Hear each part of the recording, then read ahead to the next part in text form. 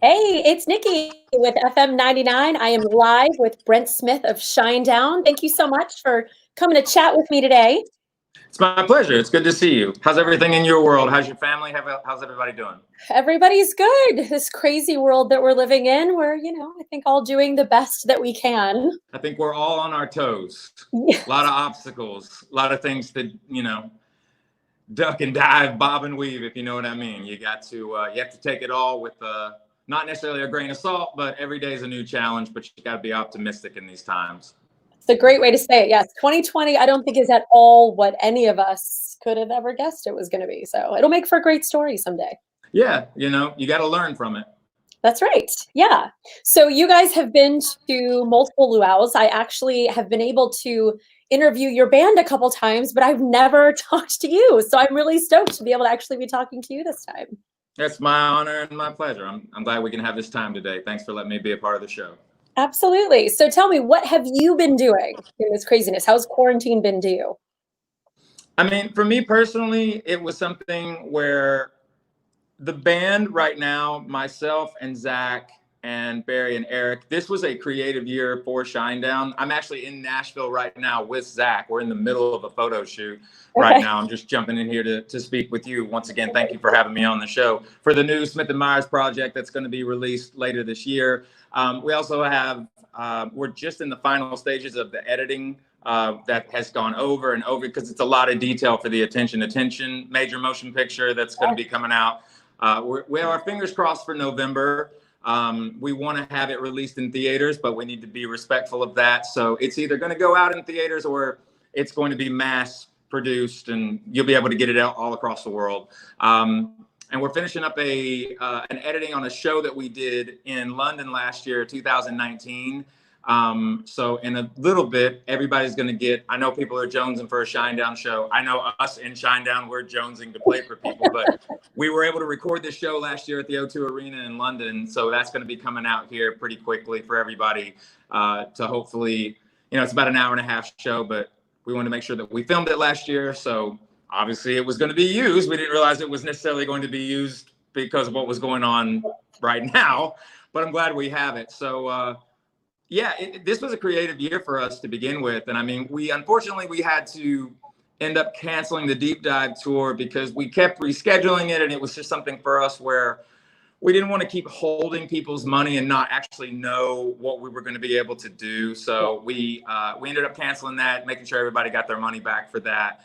But we've not stopped under any circumstances with the creativity. We actually have a lot of things that are going to be coming out this year.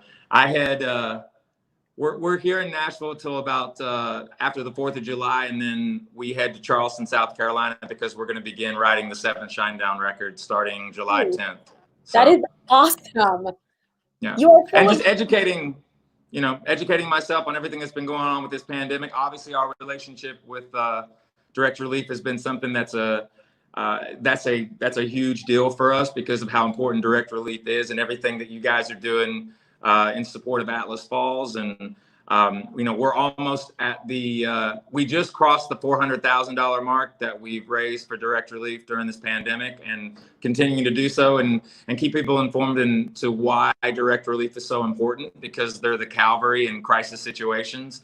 So I want to thank the fan base and obviously the station for 2 decades of support, but also really helping with Atlas Falls and putting that message of positivity out there and optimism, because I think that's the key right now is, a really, really good friend of mine, a doctor in Kansas City. I've mentioned him before, but when all of this went down, as I was educating myself on what was actually going on, he really did kind of give me perspective. He said, you know what, Brent, all pandemics have one thing in common, and that is they all ended. It just really depends on science and it depends on the people and how we navigate through this. But it will end eventually. I love that, actually. I like that positivity. That's something that all of us need to hang on to be able to get each other through this. I mean, it's one of those things that regardless of what rips us apart, this is something that has ultimately brought us together, good, bad, or indifferent. So getting through that is a big deal. So You mentioned Atlas Falls. Now, you guys, that's not a new song for you. It's a new song for us. We're just hearing it, but it's not a new song for you. Tell me about that. So the song, during the writing process for the album, our fourth record, Amaryllis, we're known for, when we're in the studio, we'll write a lot of songs, but we don't really demo songs. And what I mean by that is we don't like write a song and then just kind of do a scratch vocal and like an acoustic, or just lay down a couple of parts and just to get the idea and then move to the next song. Once the song's written, we record it like it's for real, like it's going on an album. Yeah. And it also keeps us in check in the band to really push the envelope on each and every song. Try never to have an album with any kind of filler. But in regards to when you write a lot of songs for an album, you're obviously going to have something left over. Just because a song doesn't make the record doesn't make it a bad song. It just makes that maybe it wasn't right for that particular piece. Atlas was written towards the back half of the writing process for Amaryllis, for that album cycle. Yeah. And for whatever reason, I really don't remember why it actually didn't make the record. I think it was more that we felt like we had enough. Yep. And so, but I always had a kinship to that song, and I always felt like it would see the light of day eventually. I didn't necessarily know that it was going to be to this magnitude. But yeah, the song was written 8 years ago. And it's interesting too, because people have said, well, when did you get time to like go into the studio and, you know, kind of make it sound more like 2020? And obviously you had to have changed some of the lyrics because you wrote from what's going on now. And I said, no, the song you hear today is the same song it was 8 years ago. So, but that whole message of that song is about perseverance. It's about coming together and finding the optimism in some of the most chaotic and devastating situations, and understanding that you're not alone, and you should be able to depend on your fellow, you know, brother and sister, you know, man, woman, and child. You know, I don't mean to be so like, I mean, the way that I see that song, because the premise of that song is about the god of endurance, who was Atlas. And Atlas was a young man who had kind of like piss and vinegar in him, and he kind of challenged the Titans, and he lost. And so Zeus needed to, I think, teach him a lesson in some ways of humility. So he placed the weight of the world on his shoulders, you know. And the question in the song was, well, what if Atlas was to fall? Who would help Atlas? And that's where we come in. You know, we have to lift each other up. And that's really the basis of the song, and I think why it's extremely relevant in this day and age, especially now. It absolutely is. I mean, when I heard the song, I couldn't believe that it was written when you guys were doing Amaryllis, because like you said, you've heard, it's so fitting. I mean, just with everything that's happening in the world right now, it's so fitting. So Direct Relief, what made you choose them? Is that somebody that you had worked with previously, or did you go looking for somebody? Like, kind of how did that work? It was very natural, actually. It was that first weekend. Me and Zach we're working on a double Smith and Myers record right now, and we were in California. We were in the midst. We had finished 17 of the 20 songs. Zach was getting ready to go back to Memphis for like a couple of weeks and then come back to California so we could finish the last 3. And the pandemic happened. Right. And so I remember that first weekend where government was like, we're not asking you to go to war. We're asking you to stay home and watch Netflix. Right. That lasted for me about 2 hours on a Saturday morning. And I just was like, I can't do this. Like, I knew nothing about coronavirus. I knew nothing about COVID-19. I didn't understand SARS.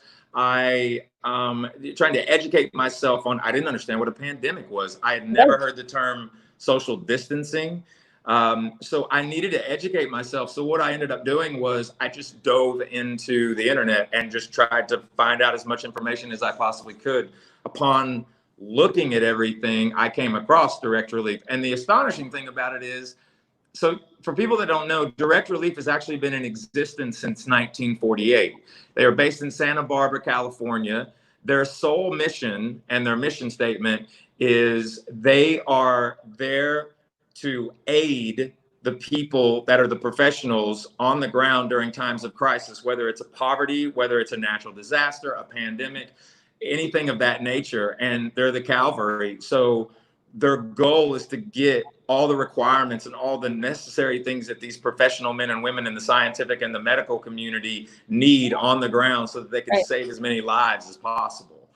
And so they were massively instrumental in the beginning of this pandemic, and they're still very, very, they're very necessary and very important because they were here before COVID-19. They'll be here after COVID-19.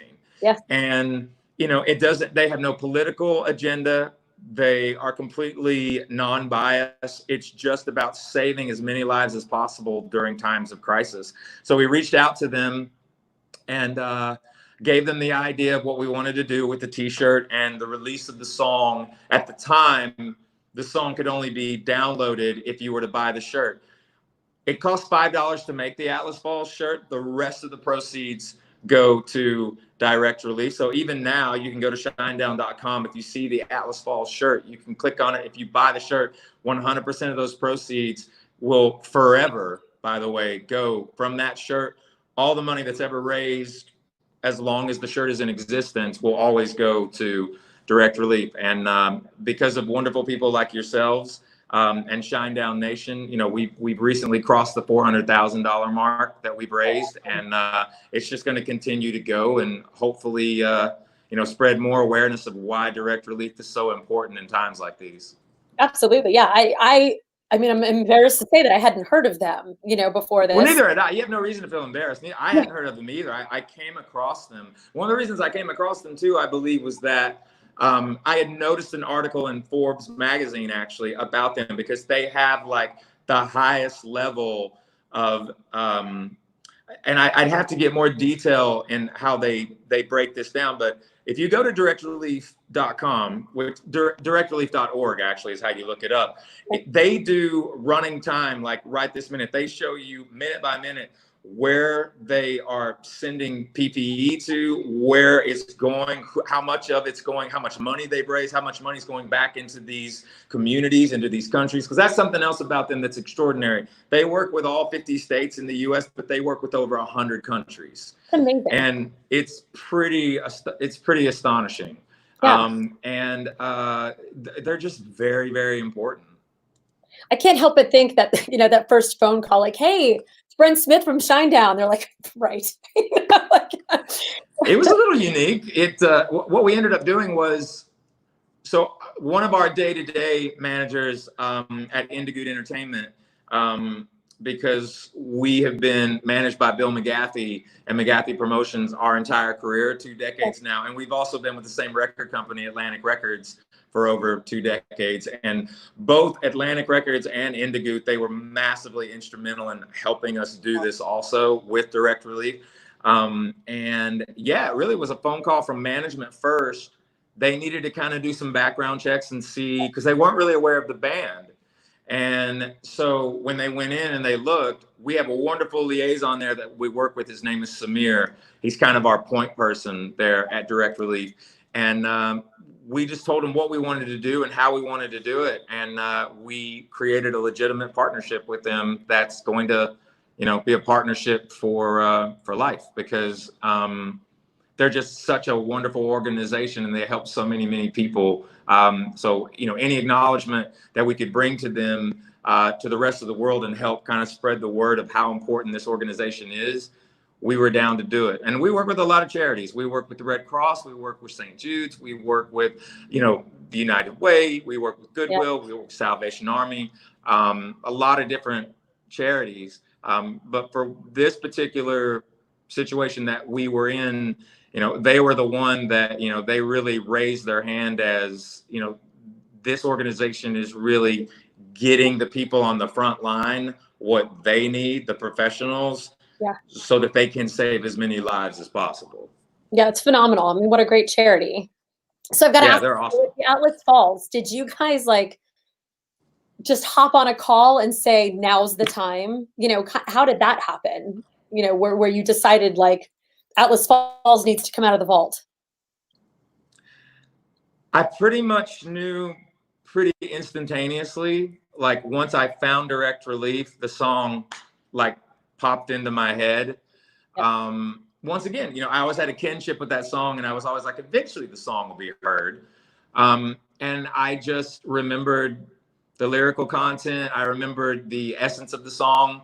And I felt like that it would be, I felt like it would be a strong symbol of optimism and not defiance, but something that could support the human spirit. You know, I've said this before, like, you know, music is such a powerful part of our lives and our existence, especially when you talk about songs. I mean, the wonderful thing about that art form is that a song can be whatever you need it to be at that place and time in your life, and it can evolve to you and what it means to you. And I just felt like it was a song that I remember when we wrote it, how it made me feel. And I just wanted to try to hopefully put some of that out into the world, because there was just a ton of negativity in the beginning of all of this. There's still negativity, but the fact is that you know, if we really unite with each other, I don't think that there's anything that we can achieve as a species, as, you know, as human beings, because I think that human beings, we're at our best when we need each other. And I think that's really the symbolism of the song more than anything. It's just, we are at our best when we need one another. Yes. And we need one another right now. Very much. For sure. Yeah. So you already mentioned, so you've got the Smith and Myers album. It's a double album, right? Double album. 10 covers that were picked by the audience and expressed to us by the audience. Love it. But for the very, very first time, 10 completely original songs. Okay. And so that's a release date? I can't give it to you yet. Okay. I can tell you this, it's soon. Okay, good. All right. It's soon. Good. Yeah. Because new music is, we need it. Let's just say you'll know what's happening this month. Okay. You'll have it all laid out this month. Okay, fair enough. I'll take that. I won't push any harder. I'll take that. That's awesome. So you've got the movie coming out hopefully in November. Well, it will come out, just whether it's in theaters or then the London show. Yep. Other than that, you've got nothing going on. And then we're gonna write Shinedown 7. Right. So that's what I say. So working on new Shinedown music also, which is amazing. Yep. Now the deep dive tour, obviously you had to cancel. Are we trying to reschedule for 2021, or is it kind of like a wait and see type thing right now? Right now, what's actually happening is it's kind of unique. We just did a soft launch. Zach is in the midst of this. So Zach Myers handles all of our merchandise, and we work collectively with Warner Merch and some amazing people. Jody there at Warner Merch and Matt Young there, and then also our merch director for the band. His name's Mr. Kent Sinkler. All these people are very important. They've just gone in, and the line that we're getting ready to release here in a moment it's pretty out of this world from the merchandise side of things. But we made all the deep dive merch already for but we have no tour, but we have the merch. So we're just going to release the merch because eventually we will do the tour. But we're like, just give them the merch now, so they'll have their merch ready when we do the tour. Yes, I love it. Okay, good. So it's still out there. It's still a possibility. Yeah, I mean, it really comes down to, look, and another element of all this is that we are all in the music industry right now, and really in the live entertainment industry. We are working diligently to understand exactly how live events are going to return and how they're going to return. I want to keep something in people's mindset though, and everybody's going to have an opinion about this, and some people may be like, well, that's your opinion, Brent. And I'm like, I know it's my opinion, but it's an opinion off of facts. And the reality is that I know that if you look at mainstream media right now, they focus on two elements of the case studies of COVID-19, the amount of cases and the death. You are never shown in any mainstream media the recovery rates. And even when the surges happen, they don't tell you, like, yes, you may have had these surges, But that doesn't mean all of those people are hospitalized. That doesn't mean Right. all those people have died. It means that, Right. yes, we've had more positive cases. Positive. But Right. if you go back 3 months ago, it was a lot of conversations about, we need more testing, we need more testing, we need more testing. Well, now I'm reading articles where people are saying things like, you know, maybe America has too many tests now. So I'm like, you can't do this seesaw thing much longer, because there's got to be a level of leadership that brings us to the other side of this. And I'm going to tell people right now, and I am very outspoken about this because I want people to be educated. You got to hunt for some of this. Yeah. I think as of today, it's roughly 11 million cases worldwide. I think we unfortunately have crossed. Now, this is worldwide. I'm not talking about just America. I'm talking about globally. Yes. Worldwide, we're at about 11 million cases, over right around 505,000 deaths. But you're also at almost 6 million recoveries. Right. Huge number. Please, please, please, if you don't take anything from this, from what I'm saying here, educate yourself on the big picture. Yes. That's something that really needs to be expressed to people. It's a virus, but it's not the first virus in human history. Right.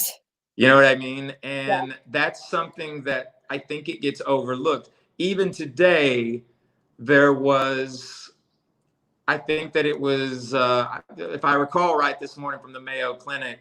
Now, obviously, if you're 65 and older. Right. Whole different ballgame.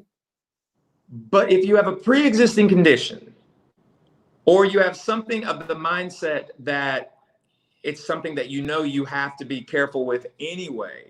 Yeah. You know, but you need treatment for whatever that condition is. This is also, you know, caused a lot of complications when it comes to people, especially people that couldn't get treatment during, you know, if they had cancer, right, or if they were on dialysis and things of that nature.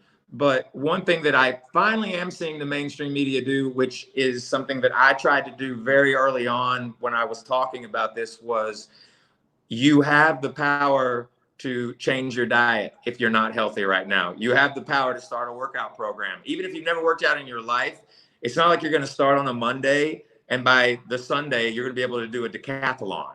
Okay. But just the actual steps of going out and getting your diet better, you know, read up about it, you know, start an exercise program. If you don't take a, you know, take a multivitamin. You know, one of the things that will help your immune system drastically and efficiently will help you is vitamin D. And I'm not a doctor, and you need to get your blood tested. You need to go to your doctor and do a physical. But as of this morning from the Mayo Clinic, it plainly said, if you are in good health and you take care of yourself, if you were to contract the virus, they put it at a 98% recovery rate. Right. And some people, I guess, and some people get mad because they're like, well, they don't know that. And I'm like, well, if they're looking at the statistics, then that's what they have to gauge it off of. Why the hostility of us getting on the other side of it? Like, do you want to stay inside forever? Yeah. You know, or do you want to come out of this? Yes, please. Yeah.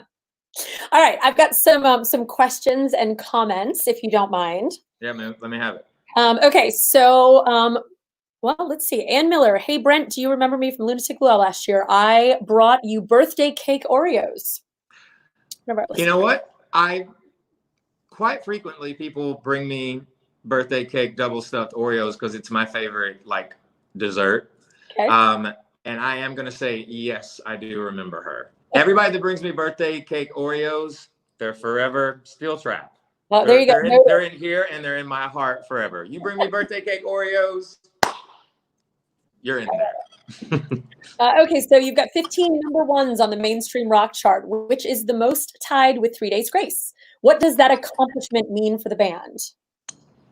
It's interesting because it's 15 on Billboard, but it's 16 on Media Base, tied both with our boys in 3 Days Grace. Okay. I mean, it should be an easy question to answer. I'm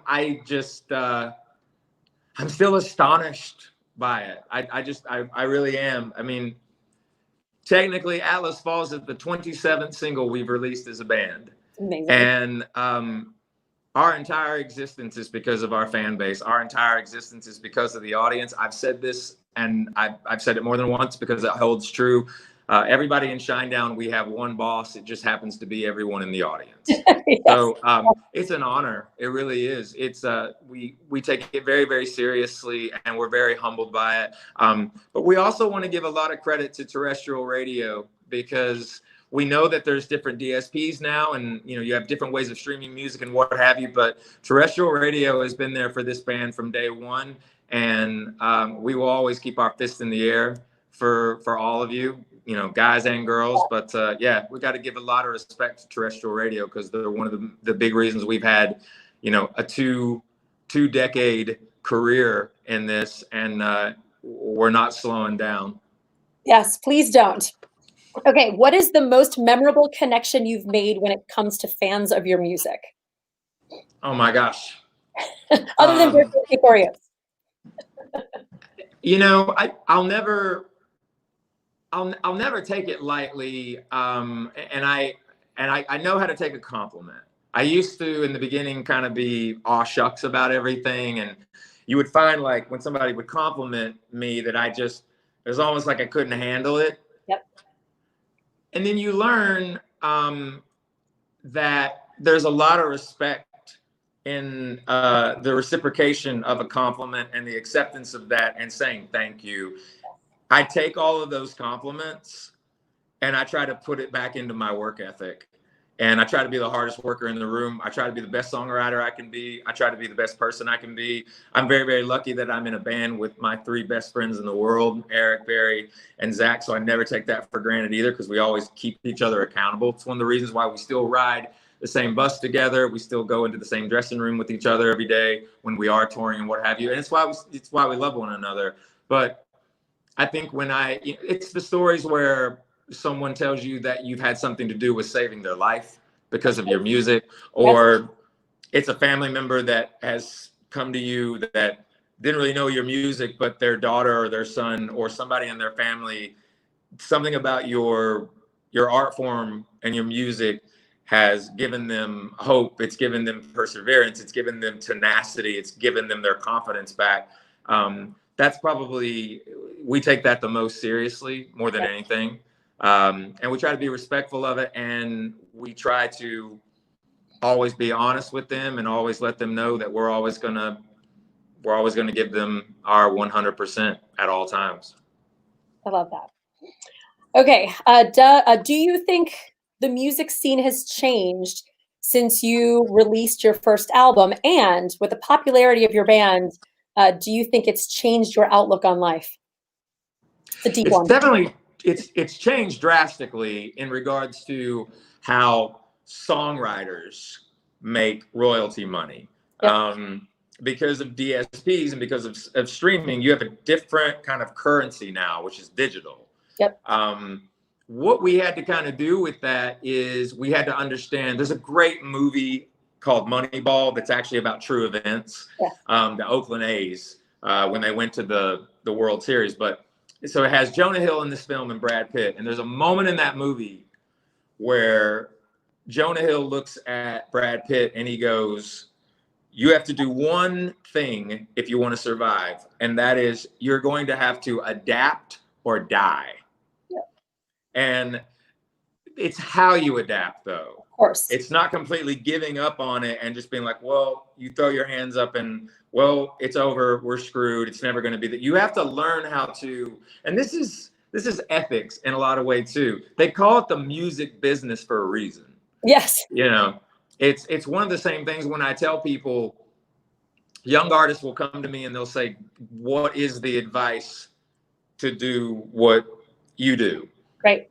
And I always tell them, you have to have it from two angles. You have to look at it one side, which the first side is always the most important, and that's the art. That's the integrity, and that's the music, that's the performance, and that's the message and the material. But when you look at the business side, you can't kind of be the aw shucks artist or my people take care of that kind of thing. You need to know how the industry works. So I think that where if you go back 10 years ago, 10, 15 years ago, it was a party and people were just kind of living out, the cliches. But the guys and girls that caught it early enough to understand that it was changing and that you really needed to be educated on the financial side of things, percentage sides of things, these new ways of listening to music started to just kind of come into the fold. Oh, yeah. And a lot of people were like, that's not going to work. It's never going to happen. I wasn't one of those people. I had my eyes open and my ears open. I asked a lot of questions. Yeah. And you have to understand that to be in the music business nowadays. You have to look and see. Obviously, you have to be ready for anything, because one element of what we do to, make money as an artist is we're known for touring relentlessly. Oh, yeah. And that has just completely stopped. So you have to know how to navigate. You have to know how to adapt. Absolutely. Yes, which you guys have done clearly, beautifully. Thank you for writing Get Up. It has helped me so much and many others. How's Eric, Barry, and Zach doing? They're great. I'm actually with Zach right now. We're in Nashville at the moment. We're doing photo ops right now for the Smith and Myers project. Yeah. We're all going to see Eric in 10 days, be in Charleston, and as we begin writing Shinedown 7. Barry's doing awesome. The good thing about the guys is everybody's been able to hang out with their families a lot, and our kids. That's a good thing about this whole thing. Yeah, that's been one of the greatest things about all of this, is just being able to be with our families, and that kind of a timeout, if you will. And some people were kind of like, it's a forced timeout. I'm like, no. Like, we're very grateful for it in a lot of ways, because we are on the road so much. This was something where it was almost like it wasn't up to us. Right. But inside of that, we've been able to reconnect not only with each other, but we've just been able to spend time with our kids. And, we're very lucky that we live in a technologically advanced world. So FaceTime has been good between, me and the band and things like that. But we're also trying to get to the next step with everything. But we don't take any of that for granted. So I'm glad that individual likes Get Up. That's one of my favorite songs ever. But everyone's doing really, really well. I think we're all kind of jonesing to start writing this next Shinedown record and see how we're going to have to maneuver the return to live events. It's going to come back. It's going to have to come back in a way that is there's going to be a different protocol. Yes, it's going to look a little different, I think. Yeah. But don't take any, the other side of that also, something to take into consideration is, don't have a knee-jerk reaction when someone says the new normal, because that can be and should be a good thing. Because a lot of what I've seen, a lot of the discussions I've been in with a lot of the people that are our vendors, people that we've worked with for over 2 decades now, from our trucking, our buses, our lighting, our pyrotechnics, our staging, all of these types of elements, that infrastructure and the buildings and the festivals and the clubs and the theaters and the stadiums and all these places with mass gatherings are just, right, of course. They're all doing the infrastructure right now to massively take the sanitation level and standard way up. Yeah. When you come into these buildings and stuff like that, it's not nasty, it's not dirty, it's clean, Yeah, and which isn't a bad thing. adding these things to where, it's keeping people accountable for things. One of the biggest things that we know is that the UV light therapy in these buildings is huge for that, because it just annihilates a lot of viruses. A lot of that's been in the news here lately, but there's a lot of arenas right now. There's a lot of different places, clubs, theaters that are getting ready to be able to have that standard to make their environment clean for their patrons and make it safe for everybody to come in. And that's not a bad thing. Yeah, agreed. I agree. As long as we get back to some live music soon. Let's see. Tyler says, I have my 2-year-old hooked on Shinedown. We love you guys. We hope to see y'all back in Virginia Beach soon. That is very true. I mirror that remark for sure. Allison said, I hope concerts go back to normal so I can still give you guys hugs. You give the best ones. I've been in Nashville, and I know some people are like, oh, look at him.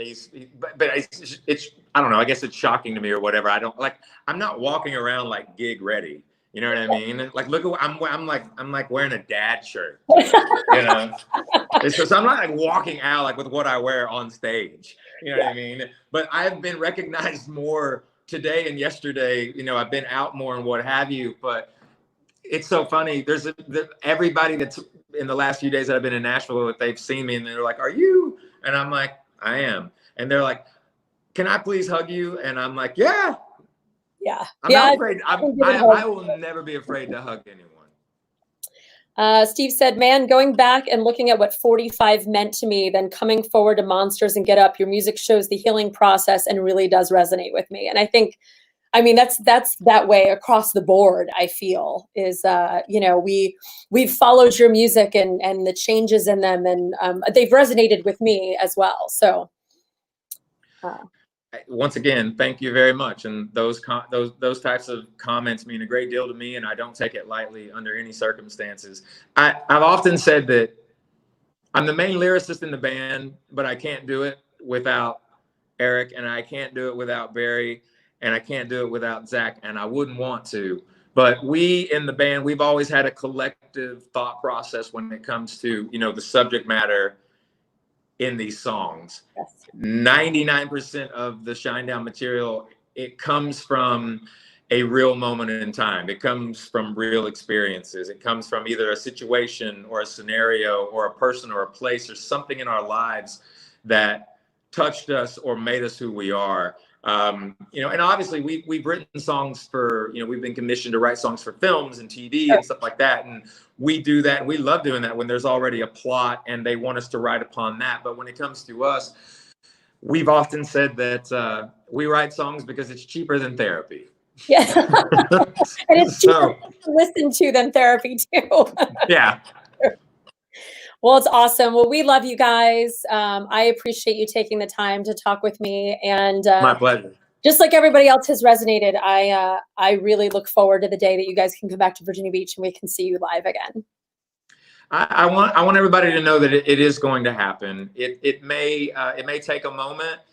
It will obviously take certain people a little longer to feel comfortable, but I make you a very real and solemn promise. The number one thing, and we were always doing this before this pandemic happened, but I want to rest everyone assured from us to our fan base, whether you've been there from the beginning or you're just finding out who we are, when it is time and we can be with each other again, your safety will always be the number one priority. Not only your physical safety, but your health, your mental health, all these environments. Like we've always tried to, if you walked into a Shinedown show, we want to have you float out. Yes. If you know what I mean. Oh, yeah.